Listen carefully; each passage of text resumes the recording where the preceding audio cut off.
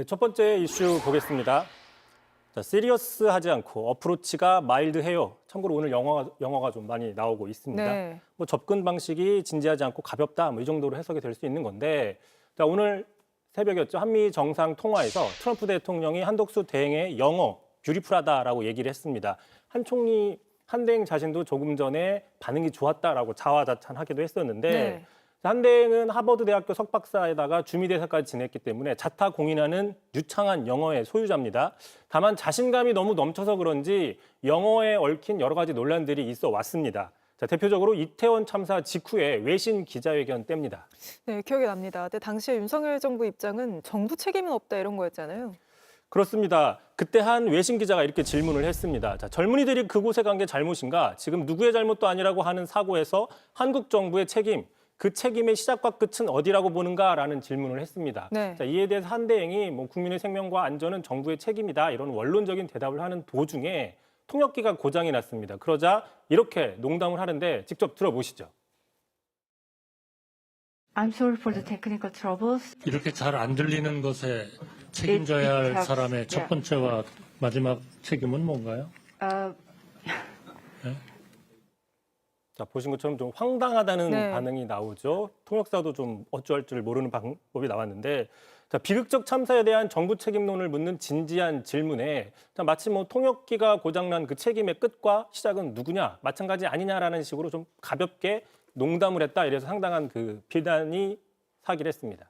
그러니까 어떻게 이런 상황에서 그런 농담을 할 수 있느냐 이런 비판이 많았죠. 그렇습니다. 그래서 말씀하신 것처럼 그런 비판 때문에 바로 다음 날 참사 외신 간담회 농담에 대해서 국민 마음을 불편하게 해드렸다라고 부적절했다. 사과를 했습니다. 네. 일각에서는 당시 외신 기자들을 상대로 영어로 얘기를 많이 하고 그러다 보니 외국식 영어를 쓰다가 좀 선을 넘은 게 아니냐 이런 지적도 있었는데, 자, 그런데 국내 기자를 상대로 하면서도 정책 방향을 설명하며 상당히 영어를 많이 써서 또 구설에 오른 적이 있습니다. 네. 취임한 바로 그 해인데요. 직접 들어보시죠.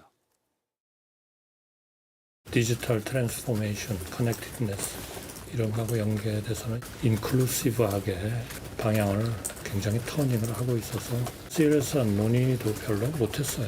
지금까지 어프로치가 저는 좀 마일드한 것 같아요.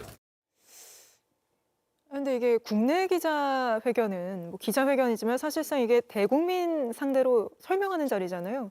근데 이렇게 영어를 섞어 쓰는 게 적절한지 그렇습니다. 잘 모르겠습니다. 국민에 대한 예의도 예. 좀 아니다. 또 이해가 잘 안 될 수도 있다 이런 얘기도 있고요. 그렇죠. 시리어스, 마일드 이런 표현은 굳이 영어로 안 하고 한국말로 해도 되는데 이런 것까지 영어로 하는 건 좀 지나친 게 아니냐라는 지적들이 나왔던 거고요. 참고로 지난해 9월에도 기자간담회를 했습니다. 그래서 네. 그 구설에 올렸던 지적 고쳐졌는지 한번 계속 보겠습니다. 소위 매크로 프루덴셜 레귤레이션이라는 차별화되면서 올리고 하는 정책들을 계속 어저스트를 지금 할 거라고. 에너지의 생산과 소비의 디센트럴라이제이션이거든요. 잘 고쳐지지 않는 버릇인 네. 것이죠. 어쨌든 그럼에도 불구하고 한덕수 대행이 트럼프 대통령과의 영어 통화를 계기로 국민의힘 친윤계 안에서는 차출론 같은 게 계속해서 나오고 있습니다. 당장 권성동 원내대표가 한 대행을 선호하는 의원들이 많다라면서 두둔하는 입장을 보였고요. 물론 앞서서 보도해 드렸지만 정의와 고문 같은 경우에는 과연 국민들이 곱게 볼까 우려가 나온다 이런 식의 반발도 있습니다. 고위공직자가 외국 정상이랑 직접 소통할 정도로 영어를 잘하면 나쁠 게 없죠. 장점이죠.